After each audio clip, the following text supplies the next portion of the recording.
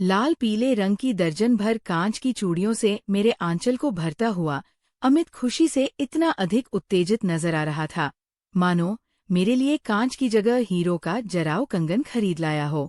मैंने बड़ी आशा से अमित के खुले बैग में झांक कर देख लिया। शायद आज वादे के मुताबिक वह किसी पेपर में लपेटकर मेरे लिए साड़ी लाया हो। पसंद आया। बैग की ओर मुड़े मेरे चेहरे को अपनी हथेली में लेकर अपनी तरफ करते हुए स्नेहलिप्त होकर अमित ने पूछा तो चोर दृष्टि से बैग में झांकने के अपराध बोध से भरकर मैंने नजरें झुका ली और सिर हिलाकर अमित के प्रश्नकाहा में उत्तर दिया। अपनी मनस्थिति से मैं स्वयं परेशान थी। थके हारे अमित का स्वागत बनावटी मुस्कुराहट से करते समय अंदर तक एक तरफ भी होती है, पर इस पीड़ा से कहीं ज्यादा गहरी पीड़ा मुझे एक नई साड़ी के अभाव से हो रही थी। इसलिए मैं चाहकर भी अमित से हो रही खींच कम नहीं कर पा रही थी। अमित की बाहों का बंधन जरा सा ढीला होते ही मैं चाय बनाने के बहाने तेजी से रसोई में चली जाती हूँ। परसों फिर से कॉलोनी की महिलाओं की किटी पार्टी है, जाना तो पड़ेगा ही। साथ ही वही पुरानी साड़ी पहनकर जाने की पीड़ा को भी भोगना पड़ेगा। सभी कितनी सज-धज कर आती है। हर किसी का यही प्रयास रहता है कि स्वयं को सबसे अधिक उत्कृष्ट सिद्ध कर सके, पर मैं ऐसा कभी नहीं कर पाती हूँ। अमित को मेकअप से सख्त नफरत है, इसलिए श्रृंगार के नाम पर मैं सिर्फ पाउडर और बिंदी ही लगाती हूँ। वैसे मेकअप का मुझे भी कोई शौक नहीं, बस पिछले कई महीनों से एक नई साड़ी के लिए मन ललक रहा था। जब से इस कॉलोनी में आई हूँ, जैसे अच्छे कपड़े पहनने की प्रतियोगिता में शामिल हो गई हूँ। पर पहले जहाँ रहते थे वहाँ ना तो कॉलोनी थी ना ही पास पड़ोस की महिलाएं ऐसी किसी किटी पार्टी का आयोजन करती थी। अच्छी खासी शांत जिंदगी थी, और फिर उस मकान का किराया भी यहाँ से कम था। बुराई बस एक ही थी, जिस जगह वह मकान था वहाँ आसपास फैली झोपड़पट्टी और दारू की दुकानों ने वातावरण को दूषित कर रखा था। अंधेरा गिरते ही सड़कों पर चहल पहल तेज हो जाती। पीएफ क्रो की बकवास कानों को शर्मिंदा कर जाती। गंदी गालियों और मारपीट की आवाजों से घबराकर मैं घर के खिड़की दरवाजे 24 घंटे बंद रखती थी। सुबह के समय तो वैसे डर वाली कोई बात नहीं होती थी, पर मुझे भय होता था कि कहीं किसी शराबी में रात की शराब का असर बाकी ना रह गया हो और उसकी नज़र मुझ पर या मेरी नन्ही सी बिटिया पर ना पड़ जाए। अमित की जब सुपरवाइजर के पद पर पदोन्नति हुई तो फैक्ट्री के 5-6 सुपरवाइजरों के साथ अमित की भी सप्ताह में एक बार ड्यूटी की शिफ्ट बदली। जिस सप्ताह अमित की नाइट ड्यूटी होती, मैं परेशान हो जाया करती और मेरा सहमा हुआ चेहरा पूरे एक सप्ताह तक अमित को भी निश्चिंतता से काम नहीं करने देता। अपने काम के प्रति निष्ठावान रहने वाले अमित को इस तनाव से मुक्त रहने के लिए यही उचित लगा कि हम घर बदल ले, और तब उस इलाके से निकलकर हम इस फ्लैट में आ गए। 25,000 रुपये पगड़ी की माह पर अमित ने अपनी पूरी पूंजी को एक निश्चिंत जिंदगी की चाह के आगे बिना किसी मोह के बैंक से निकालकर मकान मालिक को दे दिया, और हम पुराने मकान से अधिक किराए वाले इस फ्लैट में आ गए। ये फ्लैट तो ठीक था, पर फ्लैट के वासियों के रहन सहन की तुलना में मैं और अमित अपने को व्यवस्थित नहीं कर पा रहे थे। एक दिन इस कॉलोनी की एक महिला मेरे पास आई और बोली, आप इस कॉलोनी में नई आई है, सोचा आपसे दोस्ती कर लूं। जी आइए, मैंने प्रफुल्लित होते हुए उसका स्वागत किया और कहा, मेरा नाम राधा है, मैं सुनीता हूँ। राधा जी इस कॉलोनी की सभी महिलाएं महीने में 2 बार किटी पार्टी का आयोजन करती है। कभी कभार हम लोग कुछ प्रतियोगिताएं भी रखते हैं, कभी सिलाई, कभी कढ़ाई तो कभी रंगोली की। हम लोग ऐसी प्रतियोगिताओं के आयोजन और इनाम के लिए कुछ हर महीने जमा करते हैं। सभी अपने घर बारी बारी से किटी पार्टी का आयोजन करती है। एक बार यदि तुम्हारे घर पार्टी हुई तो दोबारा 1.25 साल बाद ही तुम्हारी बारी आएगी।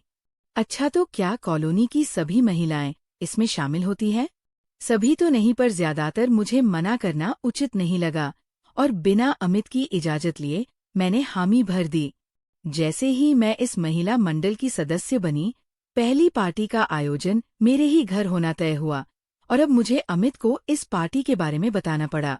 अमित के हाथ तब बहुत तंग थे, लेकिन अपने किसी मित्र से कर्ज लेकर उसने मेरे लिए किटी पार्टी का आयोजन कर दिया।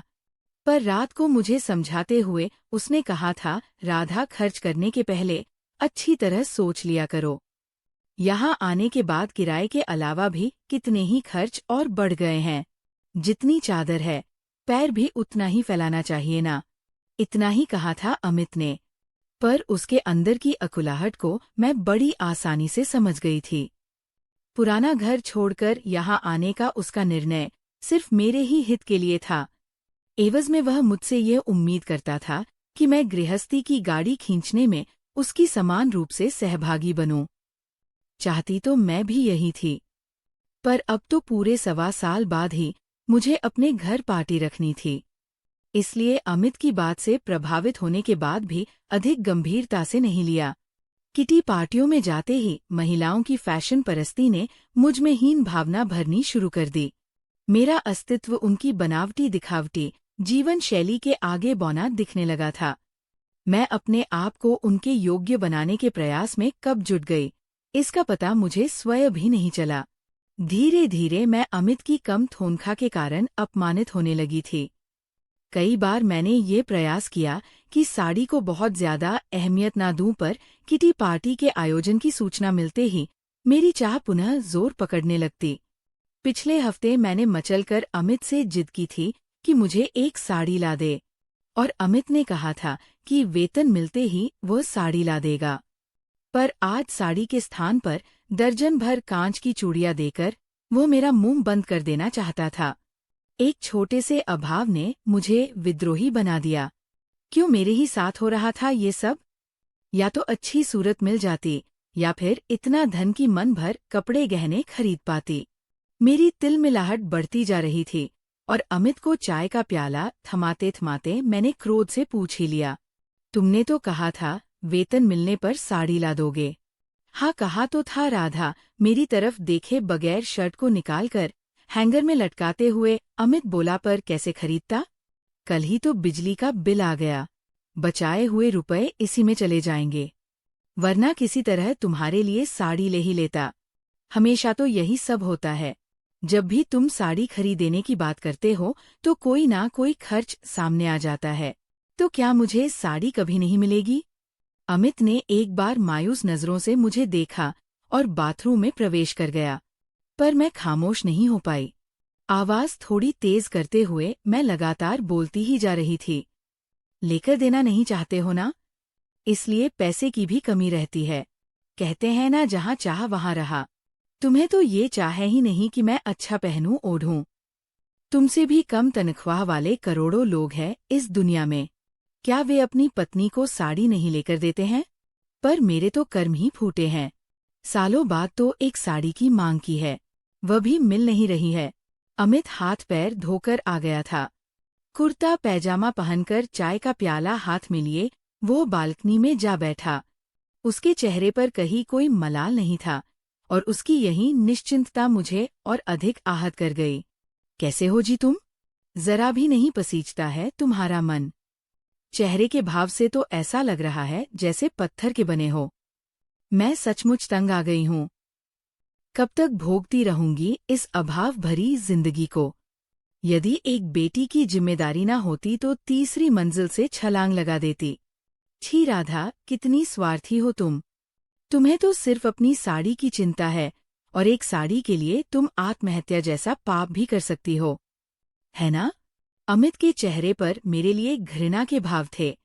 तुम्हारा ध्यान कभी मेरे जूतों की तरफ गया है जो घिस गए? उन्हें पहनकर चलने से पैरों में दर्द होता है, और आजकल मैं चप्पल पहनकर दफ्तर जाता हूँ। मैं चकित होकर सच्चाई उगलते अमित को देखे जा रही थी। इस बार जब रिया का स्कूल खुला तो उसके लिए स्कूल बैग नहीं खरीद पाया था। पुराने बैग का रंग निकल गया है। पैसों का अभाव नहीं होता तो उस नन्ही सी बच्ची को बदरंग बस्ते में किताबें ना ढोनी पड़ती। कौन पति नहीं चाहेगा कि पत्नी को अच्छा पहनाए ओढ़ाए?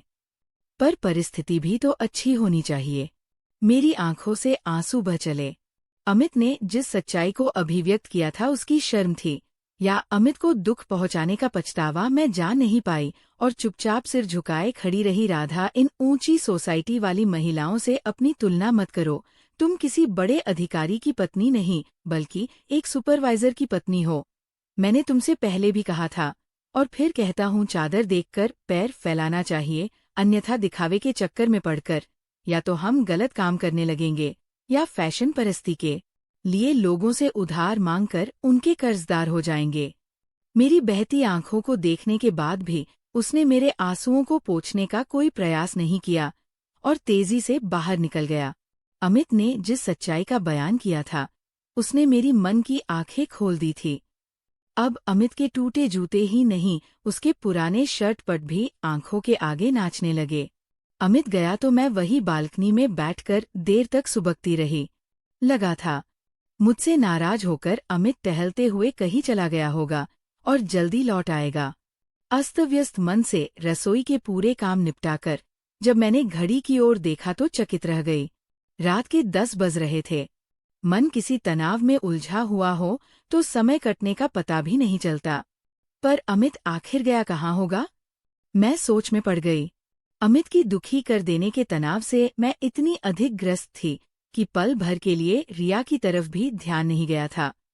बस इतना भर याद है कि वो कई बार मेरे पास आकर कुछ पूछती रही थी और हर बार मैंने उसे झिड़क कर अपने से दूर कर दिया। रिया का ख्याल आते ही तुरंत मैं उसके स्टडी टेबल की तरफ दौड़ गई। देखा वह पढ़ते पढ़ते किताब पर सिर रखकर सो गई थी। कुछ खाई भी नहीं थी।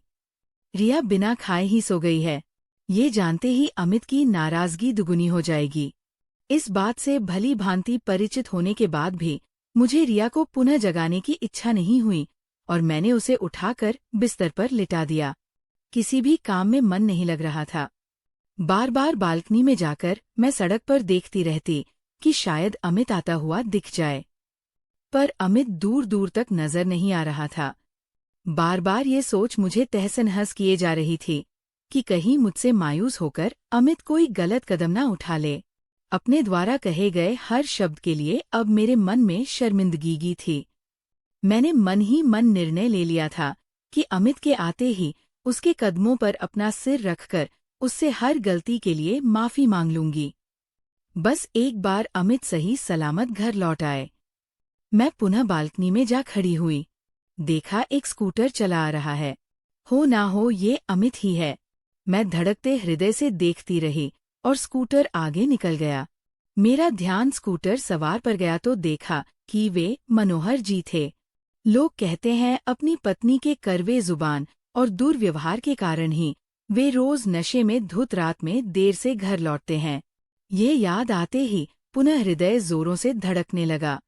कहीं मुझसे अपमानित अमित भी पीना शुरू ना कर दे। इस ख्याल से ही मेरी आंखें छलक आई। जी चाह रहा था कि इतनी जोर से अमित को आवाज दूं कि वह जहां कहीं भी हो मेरी आवाज सुन ले और तुरंत घर लौट आए। डर और भावुकता से भरे हृदय के भावों ने मानो मुझे बेहद असहज बना दिया था। सोचने समझने की शक्ति भी जैसे खत्म होती जा रही थी। लड़खड़ाते कदमों से ड्राइंग रूम में प्रवेश करते ही जोरों से बजे कॉलबेल की आवाज सुनते ही मानो जान में जान आ गई। भागते हुए मैंने दरवाजा खोला तो माथे पर पसीने की बूंदों को सजाए अमित खड़ा था। मुझे देखते ही उसने मुझे खींचकर अपने सीने से लगा लिया। राधा, मुझे माफ कर दो। आज पहली बार तुम्हें बिना बताए कहीं चला गया था। माफी तो मैं मांगना चाहती हूँ। तुम्हें कितना जलील कर दिया था। पर तुम गए कहाँ थे राधा? आज विनोद की शादी की सालगिरह थी। हम दोनों को पार्टी में बुलाया था, पर तुम्हारी बातों से नाराज होकर मैं तुम्हें साथ नहीं ले गया। वहां सभी पूछ रहे थे, तुम्हें मेरे लिए तो पल पल भारी हो रहा था, ये सोचकर कि तुम कितनी परेशान हो रही होगी। तुम्हें बिना बताए जो चला गया था। उफ, जैसे तैसे उनसे जान छुड़ाकर जल्दी ही वहां से निकल भागा। अमित की बाहों का बंधन थोड़ा सा और कस गया था। मुझे लग रहा था कि खुशी से झूमकर नाच उठूं। अमित के प्यार की गहराई के आगे सारी की इच्छा कितनी तुच्छ थी। मैंने निर्णय लिया कि जो खुशी इस समय मुझे मिल रही है, उससे भी दुगुनी खुशी मैं हमेशा अमित को देती रहूंगी। दोस्तों, आपको ये कहानी अच्छी लगी हो तो प्लीज वीडियो को लाइक कीजिएगा और चैनल को सब्सक्राइब